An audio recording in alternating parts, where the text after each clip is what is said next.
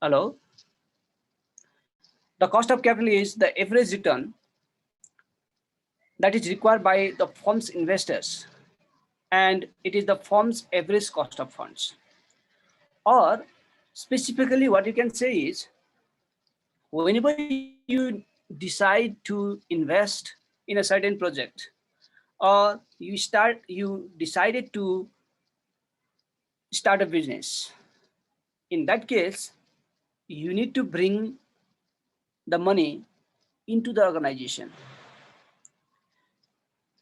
You need money, and you raise money from the different sources. You raise the money from issuing the common stock, which we call the ownership capital equity, or you can raise capital from issuing the preferred stock, or you can issue debt instruments, or you can raise fund by increasing the loan from different financial institutions, or you can use the combination of these alternatives. And whenever you suppose get money into the organization, you raise money by issuing the debt. That means you need to pay interest to the debt holder. If you raise money by issuing the preferred stock, you need to provide preferred stock dividend to this, to this preferred stock holder. And for the equity shareholder, for the owner of the company, you need to provide the dividend. So this different type of expenses for the organization is the cost of capital. That is the cost of capital. And if you take the average capital, average cost of those, the provider of the fund, and that average cost of capital is, average cost of the fund is called the cost of capital. So the cost of capital is the amount paid to the provider of fund for their sacrifice of the present consumption. When you raise the capital into the organization, that means the provider of fund, they are providing you the money and they are postponing their consumption. They are providing you money. That means they are postponing their consumption. For postponing their consumption, you need to compensate certain rate of return to them. That is called the cost of capital in another way. Or you can simply say the cost of capital is the minimum required rate of return from the investment, because you do not invest on a project where the rate of return is less than cost of capital. You invest only when the rate of return, the return exceeds the cost of capital. So what is your minimum required rate of return from the investment? A maximum to 200, 300, 500%, but the minimum rate of return will be to cover your cost. That is the cost of capital. So we say the cost of capital is the minimum required rate of return by the investors. यसरी पनि तपाईले cost of capital लाई define गर्न सक्नुहुन्छ है। अर्को part यहाँले हेर्नुहुन्छ, हामी चाहिँ के गर्छौं भन्दाखेरि when you calculate the cost of capital, you are making some basic assumptions, and these assumptions are constant business risks. Constant business risks. Business risks means the risks associated with fixed cost, fixed operating cost, or the risks that the demand of the product will change in future. त्यसलाई हामी business risks भन्छौं। त्यो same हुन्छ, constant हुन्छ भन्ने कुरा हामी मान्छौं। Before raising and after raising the capital, the cost, the business risks will be constant. Second, the financial risks. Financial risks arises from using the fixed capital. Fixed capital means fixed income capital. For example, debt, interest तिर्नै पर्छ, or preferred stock normally तिर्नै पर्छ dividend. यसलाई हामी के भन्छ त, यहाँबाट raise हुने जुन रिस्क हुन्छ, the additional risks on the business risks that is due to the use of debt and preferred stock, or use of debt and preferred stock is called financial risk. त्यो पनि constant हुन्छ भनेर मान्छौँ हामी. अर्को tax rate is constant हैन, यो त अब नर्मली एजम्पसन करेक्ट एजम्पसन पनि हो, ट्याक्स रेट त नर्मली चेन्ज हुन्न. र नेक्स्ट पार्ट चाहिँ के हो त, dividend policy will be constant भन्ने कुरा पनि हामी मान्छौँ है. डिभिडेन्ड पोलिसी पनि के हुन्छ त, कन्स्ट्यान्ट हुन्छ भन्ने कुरा हाम्रो हुन्छ. कारण के हो त, यदि डिभिडेन्ड पोलिसी चेन्ज भयो भने यो cost of capital will change हैन. Suppose you have a policy to distribute 60% of earning and retain 40% of your earning. That means after or before raising the capital, or after or before calculating the cost of capital, your dividend policy will be constant, that is 60% 40%. अब तपाईं 90% 10% मा आउनुहुन्न भन्ने कुरा भनेको यो चारवटा part चाहिँ हामी के मान्छौँ त, these are constant. हामीले गर्दाखेरि business risk, financial risk, tax rate र डिभिडेन्ड पोलिसी के हुन्छ, कन्स्ट्यान्ट हुन्छ भनेर चाहिँ हामी मान्छौँ. र अर्को पार्ट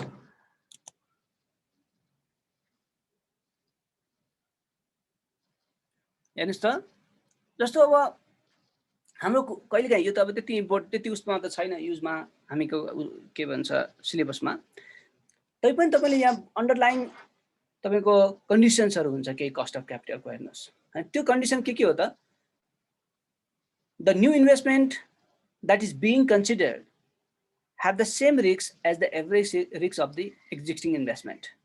भन्नुको अर्थ, if you are running different projects, definitely you have a certain level of risks for your firm. And if you are investing in a new project, what we assume is the new project will have the same risks as you are assuming now. तपाईसँग जति risk छ त्यो नयाँ project लिइसकेपछि पनि के हुन्छ, त्यही नै रिस्क हुन्छ भन्ने कुरा हामी के गर्छौँ त, सपोज गर्छौँ. अर्को के हो त, the financing policy of the firm is not affected by the investment that are made. हामीले अघि एजम्पसन पनि बनाएको थियौँ नि, dividend policy will not change, that is a kind of financial policy, financing policy. र यहाँ पनि त्यही हो. हेर्नुहोस्, suppose the company has a practice to invest the new project by issuing suppose 50% new equity, 40% debt and 10% preferred stock. If you suppose this as an optimal mix of capital, which is also known as the optimal capital structure. The capital structure, the proportion of debt and equity that increases the value of the firm and thus decreases or minimizes the cost of capital is called optimal capital structure. भनेको यहाँ अघि मैले के भने त, suppose you have a policy to invest 50% on from equity, 10% by preferred stock and 40% by debt. अब सबै केसमा तपाईं के गर्नुहुन्छ, यही प्रपोर्सन युज गर्नुहुन्छ. तपाईं नयाँ प्रोजेक्ट ल्याउनुहुन्छ त्यही प्रपोर्सन युज गर्नुहुन्छ हैन, दैट इज द कन्डिसन भयो. र अर्को एउटा इम्पोर्टेन्ट पार्ट तपाईले के गर्नुपर्छ, what is the significance of cost of capital. मैले सुरुमा पनि भनेको थिएँ, यो हामीले पहिलेदेखि पढेको कुरा पनि हो. हेर्नुहोस्, हाम्रो तीनटा पार्टमा चाहिँ के हो त, यो कस्ट अफ क्यापिटल चाहिँ डाइरेक्टली अप्लाई हुन्छ. Investment decision, capital structure decision जसलाई हामी फाइनान्सिङ डिसिजन भन्छौँ, dividend policy decision or dividend decision, यो तीनटा डाइरेक्टली हामी बुझ्न सक्ने कुरा हो. हेर्नुहोस्, इन्भेस्टमेन्ट डिसिजन किन त, you study the capital budgeting decision. You evaluate different types of projects. You calculate the cash inflows, cash outflows. You assess the risk factor. And finally, you calculate what will be the rate of return from that investment. The investment will have certain rate of return, let's say 10% of 12%. And that alone will not be sufficient for you to make the decision. Suppose your investment will have 20% rate of return. Do you invest or not? के गर्नुहुन्छ, invest गर्नुहुन्छ?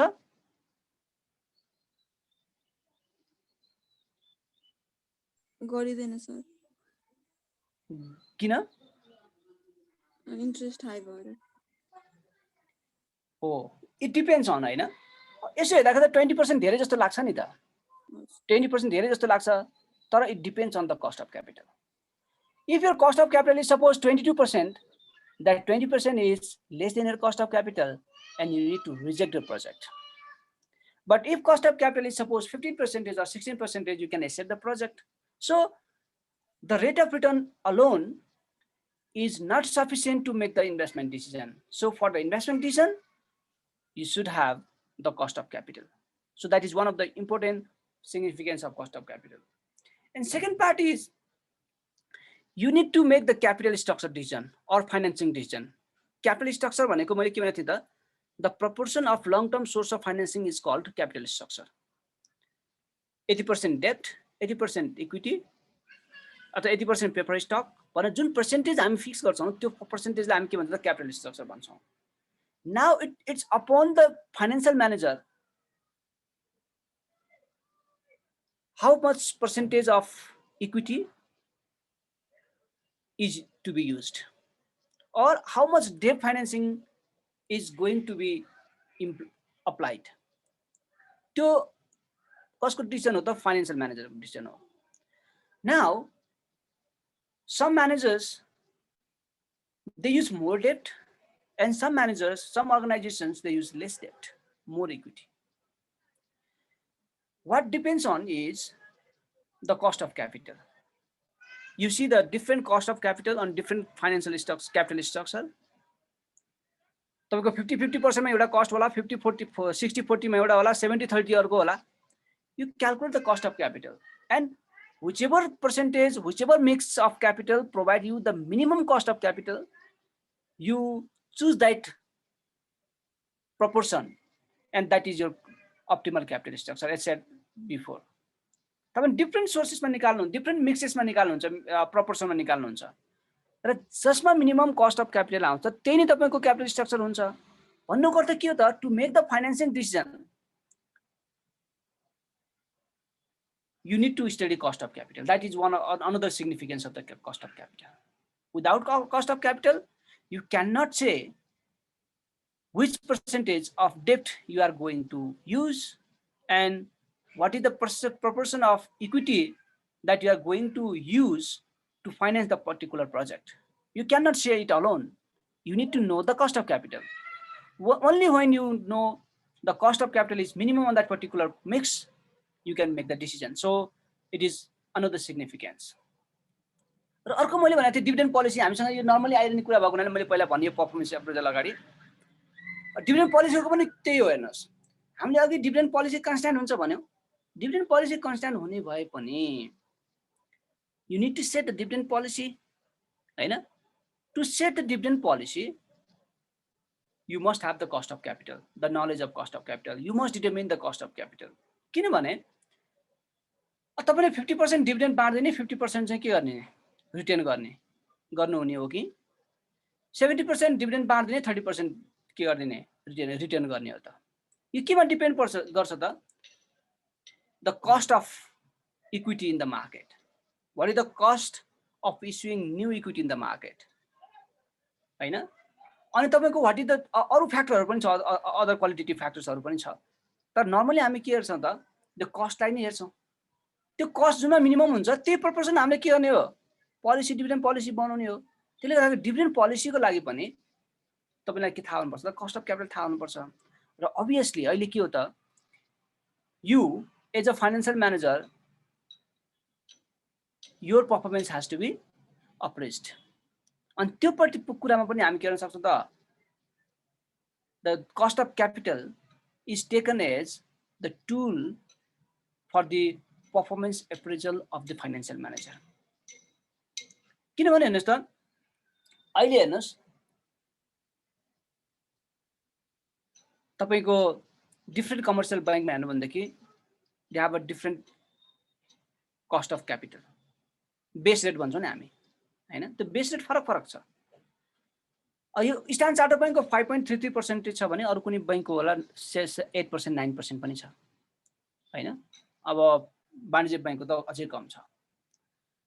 अब यो केमा depend हुन्छ त? वाणिज्य बैंकको त आफ्नै अरु कारण होला. अरु बैंकहरुमा के फरक पर्छ त? It depends on the financial managers forecasting analysis of the different source of financing and use of the capital according to the time to maturity. भन्नुको अर्थ के हो त अब to measure the performance of the financial manager, you take the cost of capital as a tool.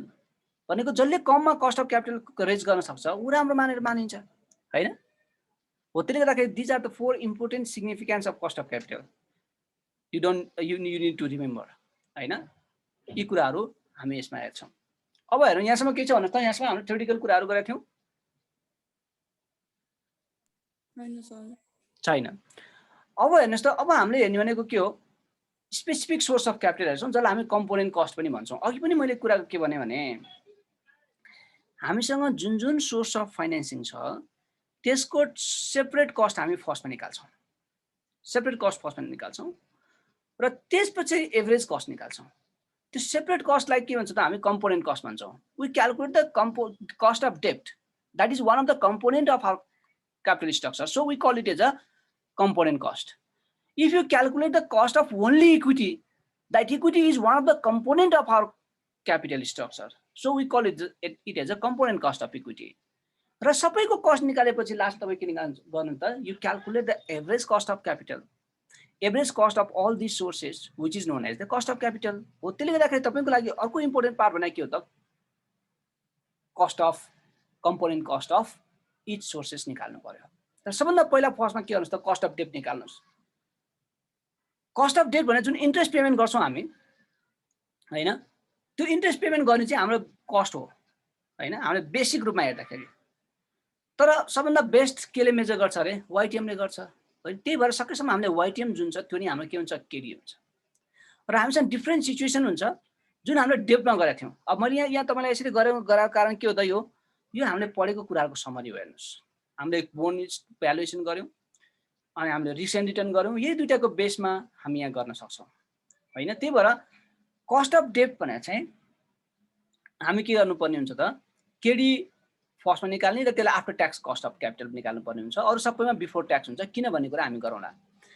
Cost of before tax cost of डेब्ट भनेको हाम्रो जुन KD हुन्छ त्यो नै हुन्छ। हेर्नुस्, if this is the perpetual डेब्ट or irredeemable debt हैन, हामीले पहिला पढेका थियौं, यो भनेको के हुने भयो त, I divided by NP अथवा तपाईले C divided by NP गर्दा पनि हुन्छ। हामीले कस्ट अफ के रे बोन भ्यालुएसन हामीले C लाई इन्ट्रेस्ट माथि भन्दा कि तपाई KD equal to C divided by NP भन्न सक्नुहुन्छ। NP भनेको के हो त, नेट प्रोसिड हो, net proceed of the bond. Net proceed भनेको what is the actual amount you have received from the issue of डेब्ट। तपाई अर्गनाइजेसनमा हुनुहुन्छ र डेब्ट इस्यु गर्नु भएको छ भने तपाईले जति फेस भ्यालुमा इस्यु गर्नु भएको छ त्यति नै अमाउन्ट तपाईले पाउनुहुन्न हैन, त्यति नै अमाउन्ट फर्ममा रिसिभ गर्नुहुन्न। त्यहाँ केही खर्च हुन्छ, त्यसलाई हामी फ्लोटेसन कस्ट भन्छौं हैन। यी कुराहरु घटाउनु पर्ने हुन्छ। कहिलेकाहीँ बोनलाई तपाई बढीमा बेच्न सक्नुहुन्छ, त्यही भएर प्रिमियम हुन्छ, बढी पैसा आउँछ। कहिलेकाहीँ डिस्काउन्ट गर्नुपर्ने हुन्छ इस्यु गर्नलाई मार्केटमा, हो त्यसलाई माइनस गर्नुपर्ने हुन्छ। त्यही भएर नेट प्रोसिड भनेको के हो त, पार भ्यालु यहाँ हेर्नुस् त, plus premium if any, minus discount if any, minus flotation cost. यति गरेर तपाई के निकाल्नुहुन्छ, एनपी निकाल्नुहुन्छ, नेट प्रोसिड निकाल्नुहुन्छ र आई डिभाइड के गर्नुहुन्छ त, के अनि आई डिभाइड बाइ एनपी गरिदिनु भने के आउँछ, बिफोर ट्याक्स कस्ट अफ डेब्ट आउँछ है।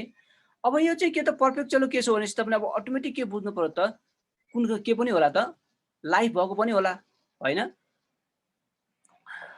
त्यो भन्दा पहिला तपाईले के हेर्नुस् त, यति निकालिसकेपछि that will be your before tax cost of debt. And while calculating the average cost of capital, we use after tax cost of debt because interest is a tax deductible expenses. तपाईलाई balance शीटमा के income स्टेटमेन्टमा के गर्न पाइन्छ त, we can write interest as expenses. To interest भनेर लेख्नुहुन्छ नि, त्यसको मतलब के हो त, तपाई इन्ट्रेस्टलाई खर्चको रूपमा देखाउन पाउनुहुन्छ भन्नुको अर्थ के हो त, यसले तपाईको ट्याक्सलाई के गरिदिन्छ, ट्याक्स लायबिलिटीलाई घटाइदिन्छ। त्यसलाई हामी के भन्छ, ट्याक्स सेभिङ भन्छौं हो। त्यो ट्याक्स सेभिङले गर्दाखेरि always you calculate after tax cost of डेब्ट for the bone instruments, for the bone source डेब्ट सोर्स अफ फाइनेन्सिङ को लागि चाहिँ। अनि after tax cost of capital के रे, आफ्टर ट्याक्स कस्ट अफ डेब्टलाई चाहिँ हामी केडीटी भन्छौं। टी भनेको आफ्टर ट्याक्स भन्न खोजा हो यहाँ हो। त्यो भने के हो त, interest rate minus tax saving हैन interest rate minus tax saving अब यहाँ हेर्नुस् यसलाई सल्युसन गर्दाखेरि के हुन्छ यहाँसम्म हेर्नुस् त कति हो तपाईको इन्ट्रेस्ट रेट त्यसमा कति % ट्याक्स सेभिङ भएको छ अथवा तपाईले अमाउन्टबाट पनि गर्न सक्नुहुन्छ जस्तै हेर्नुस् त इन्ट्रेस्ट रेट भनेको केडी हो केडी अनि ट्याक्स सेभिङ भनेको त केडी टाइम्स टी कति ट्याक्स पर्सेन्टेज छ त्यही सेभिङ हुने हो त्यही भएर केडी टाइम्स टी हुन्छ यसलाई सल्भ गर्नुहोस् केडी 1 माइनस टी हुन्छ त्यही भएर जति इन्ट्रेस्ट रेट दिएको छ अथवा जति तपाईले before tax cost of debt निकाल्नु भएको छ त्यो सबै कस्ट हुन्न मानव 10% तपाईको cost of debt before tax cost of debt आयो भने 10% नै तपाईको कस्ट हुन्न कारण के हो त तपाई त्यसलाई चाहिँ इन्कम स्टेटमेन्ट देखाउन पाउनुहुन्छ that is the interest tax deductible expenses that reduces your के हो त कस्ट 10% बाट सपोज 40% ट्याक्स छ भन्दै तपाईको 6% मात्रै इफेक्टिभ कस्ट पर्न आउँछ क्या हो that is the reason why the organisations they tend to use the डेब्ट इन्स्ट्रुमेन्ट्स हैन त्यो युज गर्नुको अर्थ नै के हो डेब्ट युज गर्नु भनेको त्यसले हामी भनेको नि ट्रेडिङ अन इक्विटी भनेर फर्स्टमा है डेब्ट युज गर्यो भने के हुने भयो त्यहाँबाट आएको एडिसनल प्रफिट हुन्छ त्यो कसलाई पाउँछ त जो इक्विटी होल्डरलाई पाउँछ हैन इक्विटी होल्डरले समटाइम्स के हो they can use their equity to raise डेब्ट capital and they use the डेब्ट capital to finance their new projects and without investing additional amount they can enjoy the profit from that project होइन the situation is called trading on equity है त्यसले गर्दाखेरि what ever यो अब यसमा त्यसमा बुझ्नु भएन भने पनि केही छैन तर के बुझ्नुहोस् त सधैँभरि कस्ट अफ आफ्टर डेब्टको कुरा गर्दाखेरि हामीले आफ्टर ट्याक्स कस्ट अफ डेब्ट गर्छौँ which is KD 1 minus T KD भनेको बिफोर ट्याक्स कस्ट अफ डेब्ट टी भनेको त ट्याक्स रेट हो यो के कारणले गर्दाखेरि हुन्छ इन्ट्रेस्ट चाहिँ ट्याक्स डिडक्टेबल एक्सपेन्सेसले गर्दाखेरि हुन्छ अब हेर्नुहोस् त जस्तो हाम्रो रिडिमेबल बोन्ड छ भने जुन हामीले वाइटिएम निकाल्दाखेरि एप्रोक्सिमेट वाइटिएम को फर्मुला युज गरेका छौँ त्यही फर्मुला मात्रै युज गर्दा हुन्छ तपाईँ 3 स्टेप्समा जानु पर्दैन किनभने you are calculating the cost of capital so you can use the approximation formula you don't need to calculate the exact one हाम्रो एक्ज्याक्ट पनि त उस्तै आउँथ्यो नि तपाईँले यदि याद गर्नुभएको छ भने हामीले क्लासमा गर्दाखेरि पनि आएको थियो मानव तपाईँ 7.13% एप्रोक्सिमेट निकाल्नु भन्दाखेरि हामीले इन्टरपोलेसन गरेर लास्टमा निकाल्दाखेरि पनि अलमोस्ट 7.131415 नै आएको थियो त्यसले गर्दाखेरि हामी यहाँ के गर्न सक्छौँ त you can use only approximate formula है अब रिडिमेबल डेब्ट छ भने लाइफ पनि दिएको छ भने चाहिँ you can use this formula approximate YTM formula जहाँ हामीले तपाईँले आईलाई सीले रिप्लेस गर्न पनि सक्नुहुन्छ होइन भने आई भनेर इन्ट्रेस्ट अमाउन्ट राख्नुहोस् I plus M minus NP divide by N M plus 2 times NP divide by 3 NP भनेको अगेन अघिको जस्तै नेट प्रॉफिट हो नेट प्रॉफिट भनेको par value plus premium minus discount minus flotation cost है यो हाम्रो पहिलाकै पार्ट हो पहिलाको कुराको तपाईले के गर्नु पर्छ तपाईँ यहाँ केडी निकाल्ने मात्रै युज गर्नु पर्यो you can only use the approximation formula you don't need to go for the 3 steps to calculate it there is no additional marks for that calculation है त्यसले गर्दाखेरि यो कुरामा ध्यान दिनु होला अब अर्को एउटा हाम्रो बोन भ्यालुएसन मेथड पनि छ हेर्नुस् है बोन भ्यालुएसन मेथड पनि छ अब यतातिर जान जरुरत छैन मैले यहाँ राख्दिएँ तपाईहरुलाई है जुन तपाईको एप्रोक्सिमेसन फर्मुला छ त्यहीबाट गर्न सक्नुहुन्छ यो त्यति तपाईलाई धेरै जरुरत छैन र अब अरु कुरामा हामी के जस्तो प्रेफर स्टकमा जाउँ अब प्रेफर स्टक छ भने हाम्रो प्रेफर स्टक भ्यालुएसनमा के राख्थ्यौं त value of prefer stock equal to यदि यो परपेचुअल छ भने हामीले के राख्थ्यौं त dividend of prefer stock divide by KPS required rate of return on prefer stock हो त्यही केपीएस भनेको यहाँ के हो cost of capital cost of prefer stock हो के र कस्ट अफ प्रेफर स्टकमा चाहिँ हामीले अब अरुमा चाहिँ के गर्नु पर्दैन त आफ्टर ट्याक्स गर्नु पर्दैन कारण के हो भन्दाखेरि यो चाहिँ हामी ट्याक्स तिरिसकेपछि मात्रै तिर्छौं जस्तो इक्विटी होल्डरलाई दिने डिभिडेन्ड प्रेफर स्टक होल्डरलाई दिने प्रेफर स्टक डिभिडेन्ड यो चाहिँ के हुन्छ त ट्याक्स तिरिसकेपछि रिमेनिङ इन्कमबाट के गर्ने हो पे गर्ने कारणले गर्दाखेरि यो आफैमा के हुन्छ आफ्टर ट्याक्स हुन्छ त्यही भएर यहाँ आफ्टर ट्याक्स गरिरहनु पर्दैन र यो केसमा हाम्रो जुन यदि फर्मुला तपाईको के थियो VPS value of prefer stock equal to DPS divide KPS थियो भन्दाखेरि अब यसैलाई तपाईले के गर्नुस् त सल्भ गर्नुभयो भन्दाखेरि बाँकी फर्मुला आइहाल्छ DPS equal KPS equal to के हुन्छ DPS डिभाइड बाइ PN यसमा PN भनेको एकछिन है यसमा के होला PN भनेको अब गेस गर्नुस् त यसमा नेट प्रॉफिट नै हो यो हेर्नुस् नेट प्रॉफिट हो यो प्रेफर्ड स्टकको सेम केस हो हेर्नुस् नेट इश्युइङ प्राइस हो यो जसलाई हामी एनपी मात्र लेख्दा पनि तपाईलाई केही प्रब्लम पर्दैन तपाई यो सबैमा सेम लेख्नुहुन्छ भनेदेखि एनपी लेख्दा पनि केही फरक पर्दैन हेर्नुस् त प्रेफर्ड स्टक डिभिडेन्ड भनेको DPS cost of preferred stock भनेको केपीएस जसलाई कम्पोनेन्ट कस्ट पनि भन्छौं र त्यसलाई डिभाइड गर्ने इलिमेन्ट के हो त नेट इश्युइङ प्राइस जसलाई हामी पीएन भन्छौं अथवा तपाईले एनपी नि भन्न पनि सक्नुहुन्छ नेट प्रॉफिट भन्न पनि भन्न सक्नुहुन्छ एउटै कुरा राख्न सक्नुहुन्छ सजिलो छ if this is the case of perpetual preferred stock र नर्मली हामी केही पनि भनेको छैन भने हामी के सपोज गर्छौं त इरिडिमेबल प्रेफर्ड स्टक नि भन्छौं तर लाइफ दिन्छ कहिलेकाहीँ लाइफ दियो भनेदेखि as done in the class you can just compare your preferred stock with the bond and you can simply change the notification terminology only same bond जस्तो भइदिन्छ हेर्नुस् पहिला पनि मैले कुरा गरेको थिएँ तपाईको कस्टको फर्मुला के रे V0 को फर्मुला तपाई के गर्न सक्नुहुन्छ सेम युज गर्न सक्नुहुन्छ मात्र C को सट्टामा के राख्दिनुस् डीपीएस भनेको थिएँ मैले भने यहाँ पनि के हो त सेम के फर्मुला हो एप्रोक्सिमेसन फर्मुला जहाँ इन्ट्रेस्ट हुन्छ त्यसको ठाउँमा के रिप्लेस गरिदिनुस् डीपीएस ले रिप्लेस गरिदिनुस् हैन बाँकी कुराहरु के आउँछ सेम बोन्डको जस्तै हुन्छ प्रेफर्ड स्टक भन्ने इस्यु गरेछ फिक्स लाइफ राखेको छ भने त डेप जस्तो भयो नि त किनभने प्रेफर्ड स्टक इन डिभिडेन्ड पनि फिक्स हुन्छ लाइक इन्ट्रेस्ट हैन अर्को के हो त फेस भ्यालु पनि फेरि पाउनुहुन्छ लाइक के हो त face value on the bond par value जस्तो हो त्यसले गर्दाखेरि हामी त्यही फर्मुला युज गर्न सक्छौं कसरी युज गर्ने हेर्नुस् त यहाँ केपीएस इक्वल टु अघि हामीले के गरेका थियौं यहाँ केडी इक्वल टु गरेका थियौं केडी को सट्टामा के आयो केपीएस आयो हैन यो भनेको कस्ट अफ प्रेफर्ड स्टक अब आई अथवा सी गरेका थियौं हामी आई प्लस गरेका थियौं आई भनेको इन्ट्रेस्ट थियो यहाँ के आउँछ since this is the case of preferred stock so we need to replace it by preferred stock dividend हैन प्लस यो माइनस एनपी भनेको नेट प्रॉफिट भइहाल्यो है यसरी पनि हामी गर्न सक्छौं इफ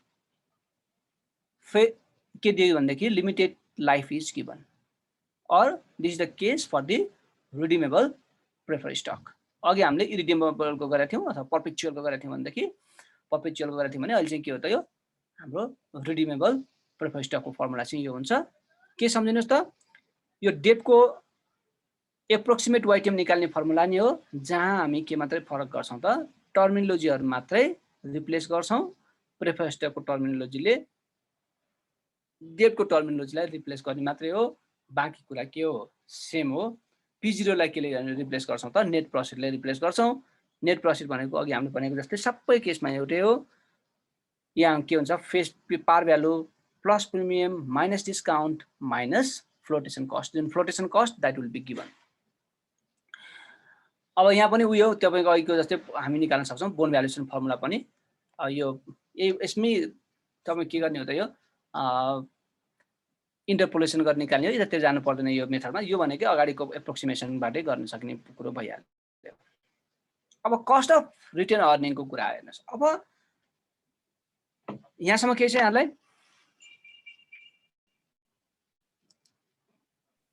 छैन हैन अब हेर्नुस् त हामीले कस्ट अफ प्रेफर्ड स्टक निकाल्यौं र कस्ट अफ डेट पनि निकाल्यौं after tax cost of debt पनि निकाल्यौं भनेको अब हामीसँग बाँकी रहेको एलिमेन्ट भनेको के हो त इक्विटी हो अब इक्विटीको पुरो पार्टमा हेर्दाखेरि there are two types of equity एउटा इन्टरनल इक्विटी हुन्छ अर्को चाहिँ के हुन्छ त एक्सटर्नल इक्विटी हुन्छ हेर्नुस् internal equity is equivalent to retain earning तपाईसँग के छ एउटा सर्टेन एउटा प्रोजेक्ट छ हैन सर्टेन प्रोजेक्ट छ त्यो प्रोजेक्ट फाइनान्सिङ गर्नको लागि सपोज यु नीड 20 मिलियन अनि तपाईको के छ त you have 20 million already in the capital return earning and you have a 100% dividend payout policy 100% retention policy भनेको जति पनि अर्निङ गर्नुहुन्छ सबै रिटर्न गर्नुहुन्छ यसको मतलब you don't need to go for the new capital भनेको रिटर्न अर्निङले नै पुग्यो तपाईलाई त्यही भएर you need to calculate return earning तर हेर्नुस् त if you are raising suppose 30 million and you have a return earning available is only 20 million. That means you need to use 20 million return earning first and additional 10 million should be raised externally by issuing the new common stock. So the cost of retained earning, the cost of that 20 million will be different, and the cost of the remaining 10 million will be different. And the cost of that 20 million raised internally is called the cost of retained earning or cost of internal equity, and the cost of new common stock, cost of issuing the new common stock is called the cost of external equity. हैन, cost of equity मात्रै पनि भन्छौँ हामी, KE भन्छौँ त्यसलाई चाहिँ, यसलाई चाहिँ KS भन्छौँ है। भनेको the reason we must assign a cost of capital to the retained earning involves the opportunity cost principle. कहिले तपाईलाई लाग्छ होला तपाई एज अ अर्गनाइजेसन चलाइरहनु भएको छ, you are making some profit and you are retaining certain proportion of your profit, and whenever you need money you can use that profit, that retained earning. Still you need to apply cost. अनि किन apply गर्नुपर्छ त? On the basis of opportunity cost principle. Cost त केही पनि लाग्दैन नि त, तपाईसँग भएको अमाउन्ट युज गर्दै हुनुहुन्छ, तैपनि you need to assign the cost on the basis of opportunity cost principle, because this is the shareholders money. The profit is for the owners of the company. The shareholder are the owner of the company. You are not providing, you are not distributing all the profit, and you are retaining those profit into the organization. If you have not retained that earning, it would be the income of the shareholder. हो त्यही बेसमा हामी के गर्छौं त, opportunity cost प्रिन्सिपलमा हामी के गर्छौं, assign गर्छौं। भन्नु गर्दा के हो त, तपाईले त्यो रिटेन अर्निङ रिटेन नगरेर बाँड्दिनु भएको भयो भने the investors would have the opportunity to invest on the market as per the market rate of return, हैन? त्यसले गर्दाखेरि हामी अपर्चुनिटी कस्ट भन्छौं। अपर्चुनिटी कस्ट भनेको त the cost of second best alternative भन्छौं नि हामी यहाँनेर। त्यो तपाईलाई मलाई भन्दा तपाईलाई बढी थाहा छ, भर्खर इकोनोमिक्स पढ्नु भयो होला है। र अर्को पार्ट के हो त, stock holders could have received, हामीले अघि कुरा गरिसक्यौं। Thus the firm should earn on its retained earning at least as much as the stockholders themselves could earn its retained earning, at least as much as the stockholders themselves could earn on alternative investment of comparable risks. अब बढी risk लियो भने त फरक कुरा हो, तर त हामीले कति अर्न गर्नु पर्यो त, कति कस्ट असाइन गर्नु पर्यो त? हामीले इन्भेस्टमेन्ट नगरेर यदि शेयरहोल्डरलाई बाँडेको भए, हाम्रो जस्तै फर्ममा इन्भेस्टमेन्ट गर्दाखेरि उनीहरूले जति अर्न गर्न सक्थ्यो त्यति बराबर हामीले कस्ट के गर्नुपर्ने हुन्छ त, असाइन गर्नुपर्ने हुन्छ। हो त्यसले गर्दाखेरि के त, यो हाम्रो के छ, हामी सर्टेन प्रिन्सिपलमा बेस भएर कस्ट असाइन गर्छौं। र यसमा हाम्रो फर्स्टमा चाहिँ के भन्छ, डिभिडेन्ड ग्रोथ मोडल भन्छ हामी। हेर्नुस्, डिभिडेन्ड ग्रोथ मोडलले के भन्छ भने, the company's dividend will grow at a constant rate for unforeseeable period of time. तपाईको किनभने कम्पनी भनेको सधैँभरिको लागि हुन्छ, यसको लिमिटेड लाइफ हुन्न। त्यसले गर्दाखेरि कम्पनीको एउटा सर्टेन ग्रोथ हुन्छ, त्यही ग्रोथ रेट चाहिँ के हुन्छ, सधैँभरि बढिरहन्छ। सपोज कम्पनीको ग्रोथ रेट 5% छ भने every year the company's earning and dividend will grow by 5%.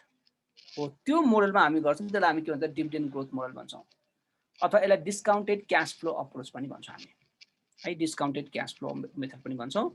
यो अनुसारले हाम्रो KS cost of retain earning भनेको D1 divide by P0 plus G।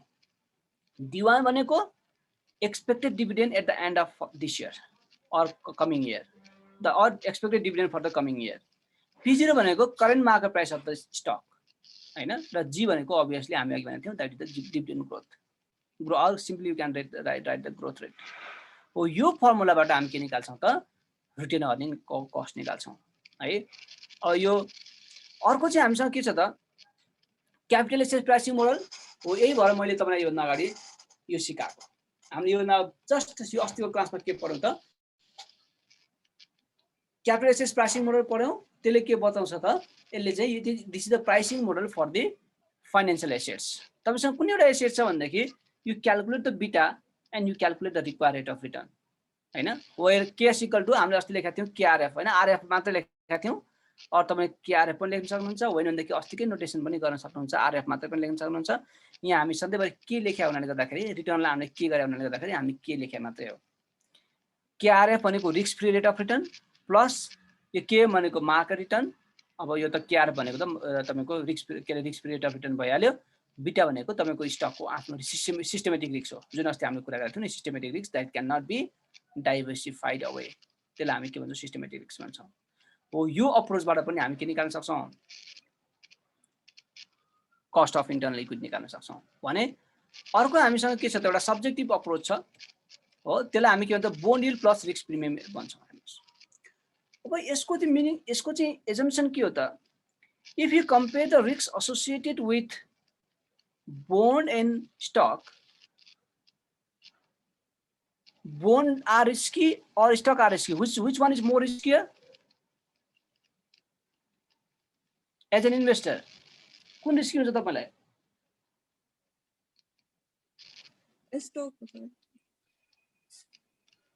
Stock stock भन्नुभयो कि बोन्ड भन्नुभयो? मैले त स्टक भनेको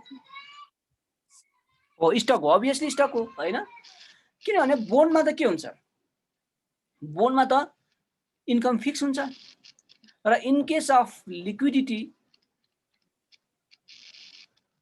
liquidation process the bondholder will get the priority for the claim भनेको स्टक होल्डरले त लास्टमा के रिमेनिङ छ त्यो मात्र लिने हो भनेको के हो stocks are more riskier than bond. That means as the principle of risk and return, higher the risk, higher should be the return. So when you are investing in the stock, you have to earn more than bond.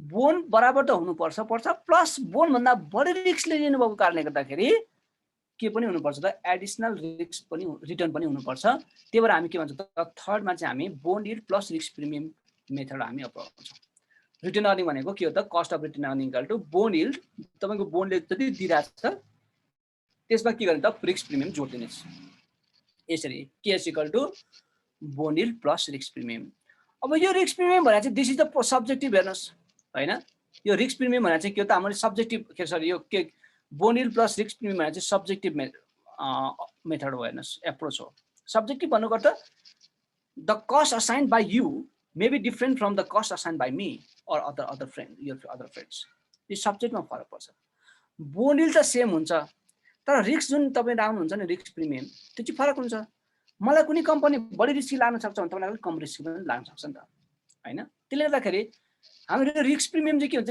It ranges from 3% to 5% हेर्नुस् तपाई lace risky छ भनेदेखि 3% लगाउनु system छ हैन अनि अलि बढी रिस्की छ भने 5% लगाउने सिस्टम छ र अहिले चाहिँ के छ दुईटाको एभरेज भनेको कति हुन्छ 3 + 5 / 2 भनेर 4% लगाउने सिस्टम छ if nothing is said you can write 4% 5% र 3% लेख्नुभयो भनेदेखि you need to write a note if you are using 5% you need to write that you are assuming the company is more riskier, and if you use the 3% criteria, you need to write that you are considering the company is less risky.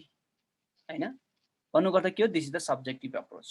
अब यो तीनटा method छ तपाईलाई कसैले सोध्यो चाहिँ कुन method चाहिँ बेस्ट हो अथवा तीनटा मेथडबाट तपाईले कस्ट निकाल्नु भो अनि तपाईं कुन चाहिँलाई चाहिँ राइट मान्नुहुन्छ त कुन चाहिँ कस्ट भन्नुहुन्छ तपाईं अथवा तपाईं एउटा के हो त you are the financial manager and यो CEO asks you to calculate the cost of return earning and how do you answer it तपाईले तीनटा कस्ट भनेर यो अप्रोच अनुसार यति यो अप्रोच अनुसार त भन्न पाउनुहुन्न क्यारा हैन त्यो भन्यो भने त उले त निकाल्दिन्छ तपाईलाई के भन्छ कहाँबाट कुरा के लिएर आयो भनेर कुन चाहिँ कस्टले कुन चाहिँ मेथडलाई तपाई मान्नुहुन्छ त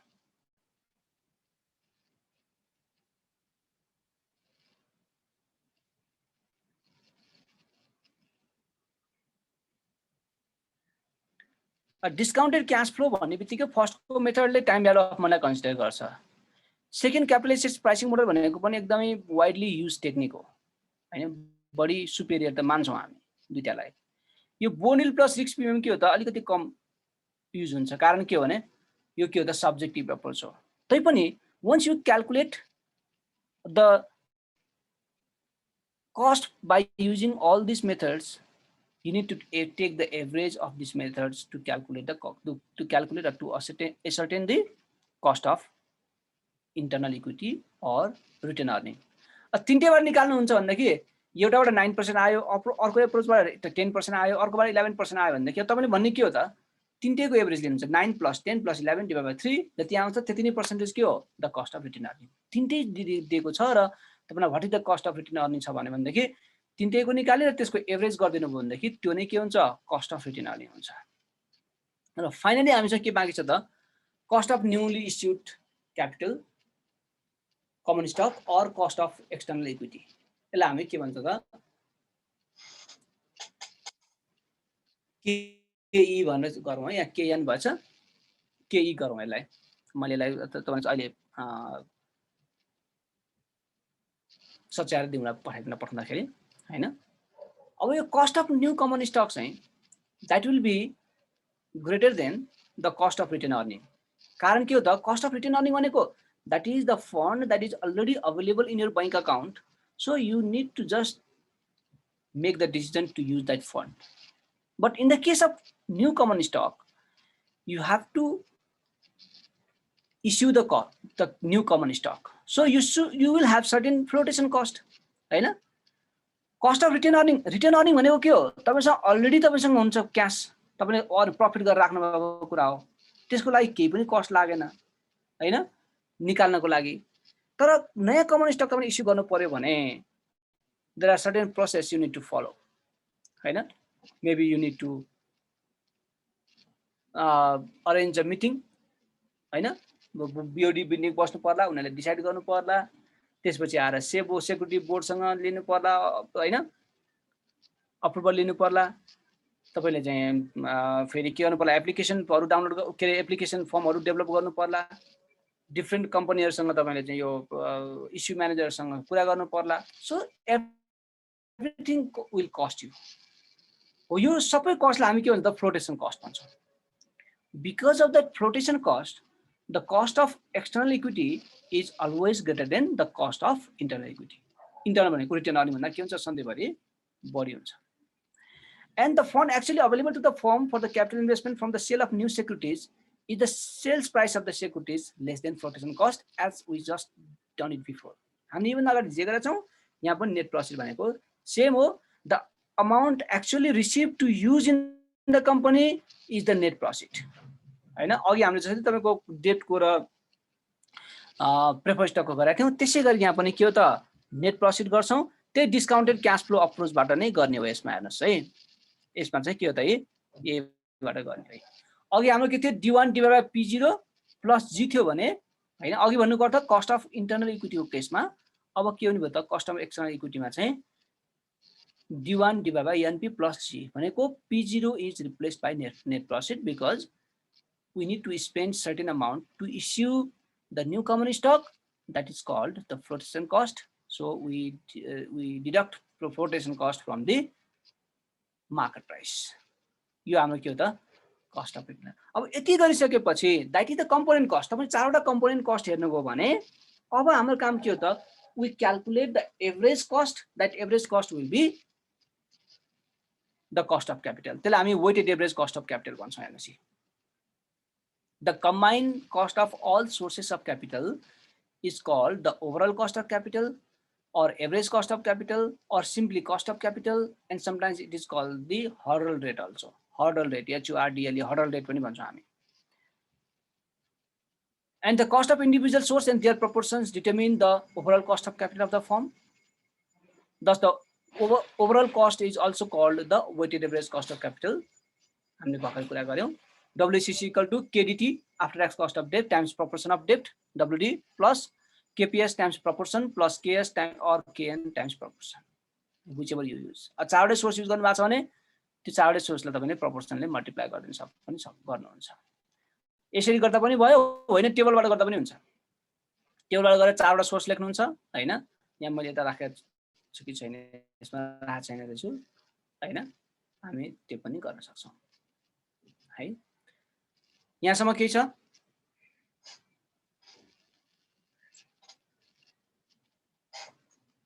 छैन सर छैन है ल यो हेर्नु होला यो मार्जिनल कस्टको कुरा चाहिँ म भोलि तपाईलाई भन्छु अहिले सबै कुरा भन्यो भनेदेखि फेरि तपाईलाई ओभर इन्फर्मेसन ओभरलोड हुन्छ हैन यो मार्जिनल कस्ट अफ क्यापिटल कुरा चाहिँ हामी भोलि गरौँला. केही छ यहाँसम्म भन्नुस् त अहिले पढेकोमा केही छैन भनेदेखि मैले अब ब्याक टु हाम्रो रिस्क एन्ड रिटर्नमा जाम. अघि भन्दै हुनुहुन्थ्यो के प्रब्लम आयो यहाँलाई? Also to question 4.5 को एकचोटि question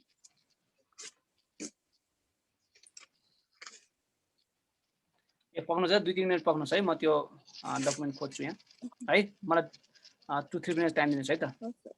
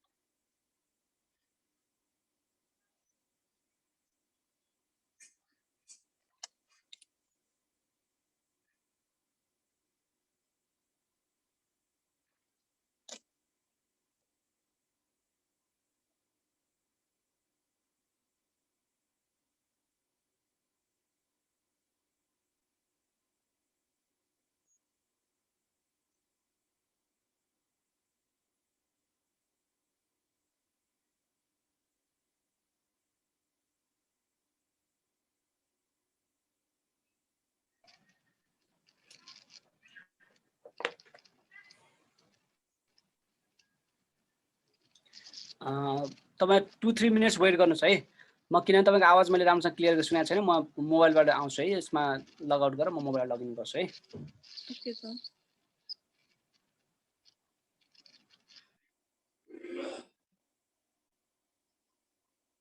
Guys, बोला यार। के बोल्ने प्रतिमा? टाउको दुखिरहेको छ अन्त मेरो त कोरोना लाग्यो छैन। सुसु बोला। के अरे पढेर होला।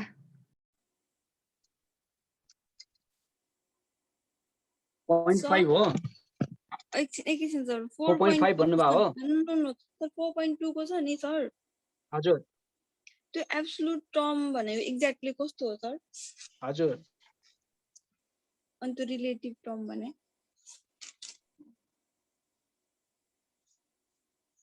यस्तो एब्सोल्युट टर्म भनेको चाहिँ तपाईको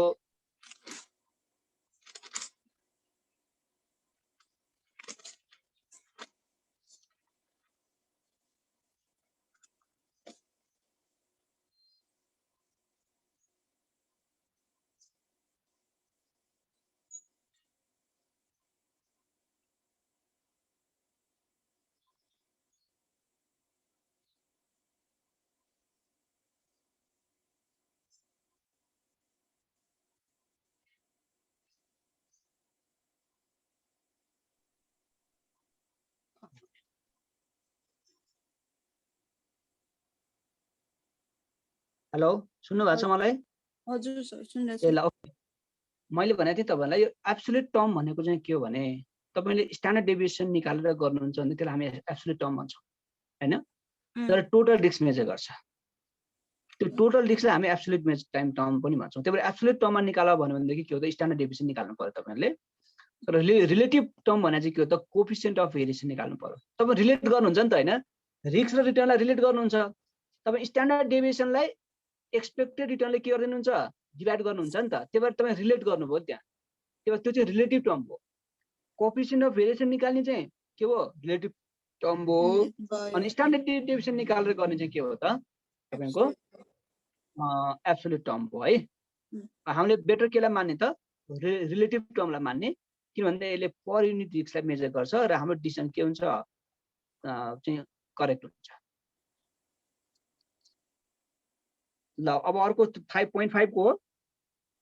अकिन सर 4.3 को बी को 2 छ नि सर? हजुर त्यसको त्यो ओके ल हेर्नुस् त बीमा के छ। अब पहिला त अब तपाईलाई यो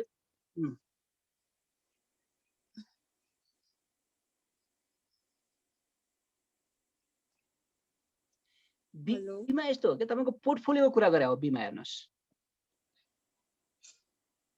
बीमा चाहिँ पोर्टफोलियो कुरा गरेको छ हेर्नुस् है suppose an investors form a portfolio of the two stock investing 50% of his or her funds in each stock calculate the return of the portfolio and the portfolio variance in standard deviation भनेछ नि हामी जुन पोर्टफोलियोको formula गलाएको थियो नि त्यसपछि याद छ तपाईलाई अब याद छ। पोर्टफोलियो रिस्क रिटर्न निकाल्नु पर्यो अब जस्तो हाम्रो पोर्टफोलियो एक्सपेक्टेड रिटर्न भनेको weight of A times expected return of A अनि weight of B times expected return of B तपाईको के भयो एक्सपेक्टेड रिटर्न अफ पोर्टफोलियो भयो अब भेरिएन्स अफ निकाल्दाखेरि के गर्नुहुन्छ त जुन हाम्रो वेट स्क्वायर भन्ने थियो नि त्यो यहाँ तपाईले के गर्नु त फर्मुला यतातिर गर्ले हेर्नुभयो यो फर्मुला तपाईलाई आन्सर हेरेर बिग्रियो के तपाईँ आन्सर नहेरेर गर्नुस् को भेरिएन्स निकालेर गर्नुस् न को भेरिएन्स हाम्रो जुन फर्मुला मैले तपाईलाई गरेको थिएँ दिएको छु त्योबाट गर्नुस् न भइहाल्छ नि ओके हेर्नुस् त यो कुरा उल्टी हो त्यहाँ चाहिँ के रहेछ मैले के भने त weight square A times variance of A गरेको थिएँ यहाँ चाहिँ weight A times variance of A गरेर स्क्वायर गरेर भने तपाईलाई कन्फ्युज भयो क्या हो सर अनि यहाँ कस्तो ठुलो भेग पनि लाग्यो उयो कुरा एउटै हो नि त यसलाई मैले यसरी पनि लेख्न सक्छु नि हेर्नुस् त जुन W weight of A times standard deviation of A को स्क्वायर गरेछ नि यसलाई मैले वेट ए को स्क्वायर अनि स्ट्यान्डर्ड डेभिएसन ए को स्क्वायर गर्न सक्दिन त सकिन्छ सर अनि स्ट्यान्डर्ड डेभिएसन ए को स्क्वायर भनेको भेरिएन्स होइन त ओके त्यही भएर मैले सल्युसनमा सुरुमै नजानुस् आन्सर मात्रै चेक गर्नुस् भन्ने कारण त्यही हो के है यो सल्युसन त्यसले पनि तपाईले फस्नुहुन्छ है तर कुरा त एउटै हो फेरि अब नेक्स्टमा जाम 4.8 को ए नम्बर सर हेर्नुस् यो 4.4 पनि एकदम धेरै पल्ट सोधेको क्वेशन हो है यो 15-10 मार्क्सको लागि अनि अलिकति जोडेर 20 मार्क्स 30 मार्क्सको केस पनि बन्न सक्ने क्वेशनहरु हो राम्रोसँग हेर्नु होला यिनीहरुलाई ओके यो जुन यो क्वेशन छ नि यो चाहिँ तपाईको बेसिक बुकको सल्युसन गरेको बुक हो के यो बेसिक बुकको सल्युसन प्रब्लमहरु हो यो 4.8 भन्नुभयो हजुर सर